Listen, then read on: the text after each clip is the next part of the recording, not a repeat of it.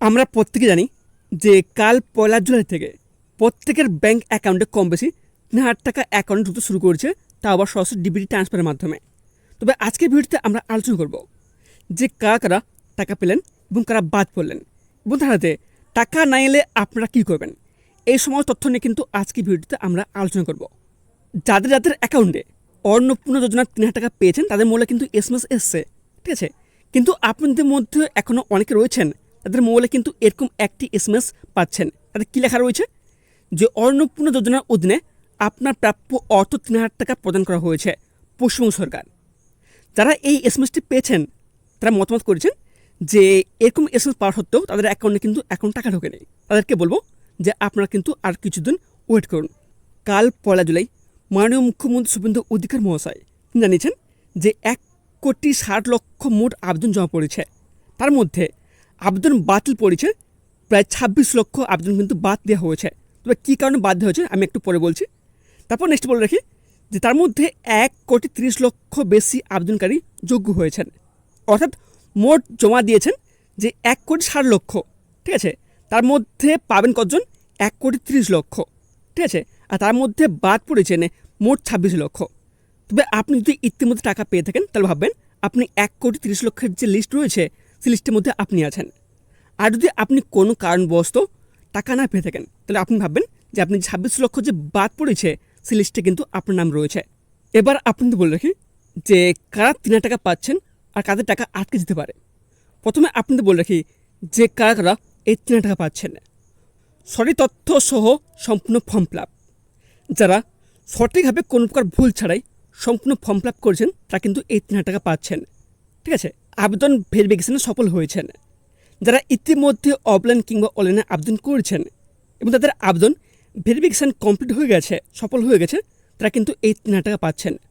যে ডিবিটি সক্রিয় bank account, অর্থাৎ আপনি যে অন্নপূর্ণা যোজনায় অনলাইন কিংবা অফলাইনে আবেদন করেছেন, আপনার যে ব্যাঙ্ক অ্যাকাউন্ট রয়েছে সেই ব্যাঙ্ক অ্যাকাউন্টে যদি ডিবিটি লিঙ্ক থাকে তাহলে কিন্তু সেই অ্যাকাউন্টে কিন্তু আপনি এই 3,000 টাকা কিন্তু পেয়ে যাবেন।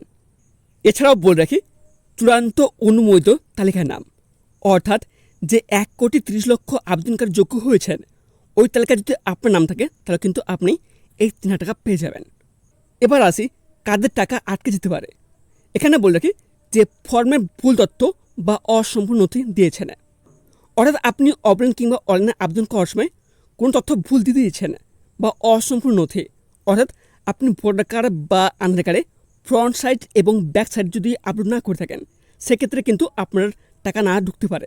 ডিবিটি বা ব্যাঙ্ক অ্যাকাউন্ট লিঙ্ক না থাকা, অর্থাৎ আপনি তো আবেদন করছেন ঠিক আছে, কিন্তু আপনার ব্যাঙ্কের হাতে যদি কোনো ডিবিটি লিঙ্ক না থাকে সেক্ষেত্রে কিন্তু আপনি টাকা পাবেন না।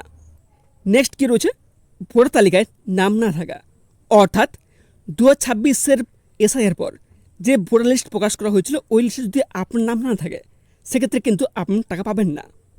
যোগ্যতার শর্ত পূরণ না হওয়া, অর্থাৎ অন্নপূর্ণা যোজনার আবেদনের জন্য যে ক্রাইটেরিয়া রয়েছে, অর্থাৎ যে যোগ্যতার শর্তাবলীগুলো রয়েছে সেগুলো যদি আপনি না মেনে থাকেন বা সেগুলো যদি না হয় সেক্ষেত্রে কিন্তু আপনি 3,000 টাকা পাবেন না। এবার আসি সিএ ও ট্রাইব্যুনালে আবেদনকারীদের জন্য নিয়ম, অর্থাৎ যারা সিএ এবং ট্রাইব্যুনালে আবেদন করছেন তাদের মধ্যে কিছুজন এই 3,000 টাকা পাবেন আর কিছুজন টাকা পাবেন না। তবে এখানটা আপনাদের বলে রাখি যে সিএ এবং বা ট্রাইব্যুনালে আবেদন করার পর কারা টাকা পাবেন, ঠিক আছে। এখানে প্রথমে কী বলা হয়েছে যে আবেদন এখনও চূড়ান্ত বাতিল হয়নি, অর্থাৎ আপনি যদি সিএ কিংবা ট্রাইব্যুনালে আবেদন করে থাকেন এবং তা সেটা এখন বিচারাধীন রয়েছেন, অর্থাৎ পেন্ডিং অবস্থা রয়েছে, সেক্ষেত্রে কিন্তু আপনারা কিন্তু এই অন্নপূর্ণা যোজনার তরফ থেকে আপনার টাকা পেয়ে থাকবেন যতক্ষণ না রেজাল্ট আসছে। এর সাথে আপনাদের বলে রাখি যে ভোটার তালিকায় নাম রয়েছে, আপনি সিএ এবং ট্রাইব্যুনালে আবেদন করেছেন, কিন্তু 2026-এর এসআইয়ের পর যে ভোটার লিস্ট প্রকাশ করা হয়েছে ওই ভোটার লিস্টে যদি আপনার নাম থাকে সেক্ষেত্রে কিন্তু আপনারা এই অন্নপূর্ণা যোজনার তরফ থেকে আপনার 3,000 টাকা পেয়ে থাকবেন। এবার আসি যে আপনি সিএ ও ট্রাইব্যুনালে আবেদন করা সত্ত্বেও আপনার টাকা পাবেন না। তবে কেন পাবেন না? এখানে আপনি বলে রাখি যে ভোটার তালিকায় নাম ওঠেনি, আপনি সিএ এবং ট্রাইব্যুনালে আবেদন করছেন ঠিকই, কিন্তু 2026-এ এসআইয়ের পর যে ভোটার লিস্ট প্রকাশ হয়েছে সেই লিস্টে যদি আপনার নাম না থাকে সেক্ষেত্রে কিন্তু আপনারা এই অন্নপূর্ণা যোজনার তরফ থেকে 3,000 টাকা পাবেন না। নেক্সট কী রয়েছে? যোগ্যতা কোনো বৈধ প্রমাণ নেই, যোগ্য হয়েছেন তার প্রমাণ তো কিছু দেখাতে হবে। সেই প্রমাণ যদি আপনারা কোন ডকুমেন্ট শো করতে না পারেন, সেক্ষেত্রে কিন্তু আপনারা এই অন্নপূর্ণা যোজনার তরফ থেকে 3,000 টাকা পাবেন না, অর্থাৎ আপনারা বঞ্চিত হবেন। এবার প্রশ্ন হচ্ছে, টাকা না এলে আপনারা কী করবেন?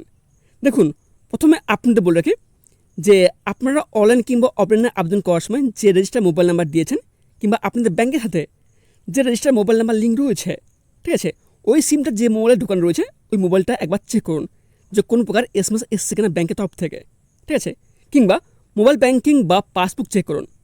আপনার নিকটবর্তী যে সাইবার ক্যাব রয়েছে বা ব্যাংকে গিয়ে আপনারা পাসবুক দিয়ে চেক করুন যে আপনাদের ব্যাংকে টাকা ক্রেডিট হয়েছে কিনা। এছাড়াও আপনাদের বলে রাখি যে আজ সারাদিন ও সন্ধ্যা পর্যন্ত অপেক্ষা করুন, সব ব্যাংকে একসাথে টাকা পৌঁছায় না। কেন বলছে? যে আমরা জানি যে 1 জুলাই অর্থাৎ কাল থেকে কিন্তু দুপুর থেকে রাত পর্যন্ত কিন্তু প্রত্যেকের অ্যাকাউন্টে কম বেশি টাকা ঢুকতে শুরু করেছে। আপনাদের বলবো আজ 2 জুলাই এবং কাল 3 জুলাই, ঠিক আছে, এই দুদিন কিন্তু আপনারা একটু ওয়েট করুন, ঠিক আছে, আপনাদের অ্যাকাউন্টে টাকা ঢুকলেও ঢুকতে পারে। আর যদি দেখেন যে আপনাদের অ্যাকাউন্টে টাকা ঢোকেনি, সেক্ষেত্রে আপনাদের একটি কাজ অবশ্যই করতে হবে, সেটা হলো সরাসরি বিডিও বা ব্লক অফিসে আপনাদের যোগাযোগ করতে হবে। যদি দেখেন যে আপনার অ্যাকাউন্টে টাকা ঢোকেনি, সেক্ষেত্রে আপনাদের কিন্তু অতি অবশ্যই আপনার নিকটবর্তী যে বিডিও অফিস রয়েছে সেখানে কিন্তু আপনাদের যেতে হবে, ঠিক আছে। তো প্রশ্ন হচ্ছে সেখানে আপনারা কী কী নিয়ে যাবেন এবং অফিসে গিয়ে আপনারা কী কী জিজ্ঞেস করবেন। প্রথমে আপনারা জেনে নিন যে আপনার সাথে করে কী কী নিয়ে যাবেন, ঠিক আছে। প্রথমে কী নিয়ে যাবেন? যে আবেদন নাম্বার, আপনারা যে আবেদন করছেন বা আবেদন করার সময় যে অ্যাপ্লিকেশন নাম্বারটা আপনাদের প্রোভাইড করা হয়েছিল ওই নাম্বারটা কিন্তু আপনারা নিয়ে যাবেন। আর সেকেন্ড কী করবেন? যে ফর্মের রিসিপ্ট কপি বা হার্ড কপি, অর্থাৎ আপনার অনলাইনে আবেদন করার সময় এখানে ডাউনলোড ফর্ম অপশন ক্লিক করার পর যে ফর্মের রিসিপ্ট কপি বা হার্ড কপি ডাউনলোড করার কথা বলেছিলাম, ওই রিসিপ্ট কপি কিন্তু আপনারা ডাউনলোড করবেন এবং সেটা প্রিন্ট আউট করে কিন্তু আপনারা নিয়ে যাবেন। আর সঙ্গে করে অতি অবশ্যই আধার ও ব্যাংকের পাসবুক কিন্তু নিয়ে যাবেন, ঠিক আছে। এই সমস্ত ডকুমেন্ট নিয়ে যাওয়ার পরেও আপনারা অফিসে যখন যাবেন তখন আপনারা কী জিজ্ঞেস করবেন?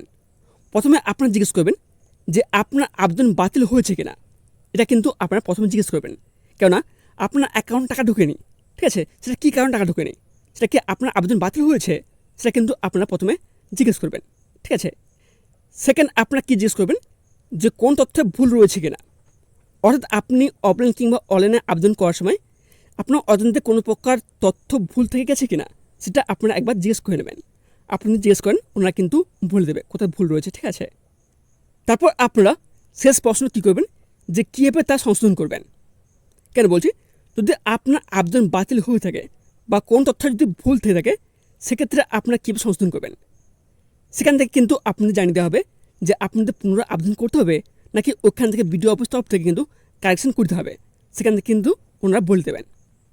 তবে সবচেয়ে আপনাদের একটি গুরুত্বপূর্ণ তথ্য দিয়ে রাখে, 20 জুন থেকে 30 জুন পর্যন্ত যারা আবেদন করছেন অফলাইন কিংবা অনলাইনে, তাদের অ্যাকাউন্টে কিন্তু এখন টাকা ঢুকবে না, তাদের অ্যাকাউন্ট টাকা ঢুকবে আগস্ট মাসে, ঠিক আছে। তবে যারা 1 তারিখ থেকে 20 জুন পর্যন্ত আবেদন করেছেন অফলাইন কিংবা অনলাইনে, তাদের অলরেডি কিন্তু ভেরিফিকেশন কমপ্লিট হয়ে গেছে, তাদের অ্যাকাউন্টে কিন্তু টাকা ঢুকতে শুরু করেছে। যদি আপনারা 20 তারিখ থেকে 30 তারিখের মধ্যে আবেদন করে থাকেন, সেক্ষেত্রে কিন্তু আপনাদের এখনও ভেরিফিকেশন কমপ্লিট হয়নি, ঠিক আছে, সেজন্য কিন্তু আপনারা এই মাসে টাকা পাবেন না, আপনারা আগস্ট মাসে টাকা পাবেন।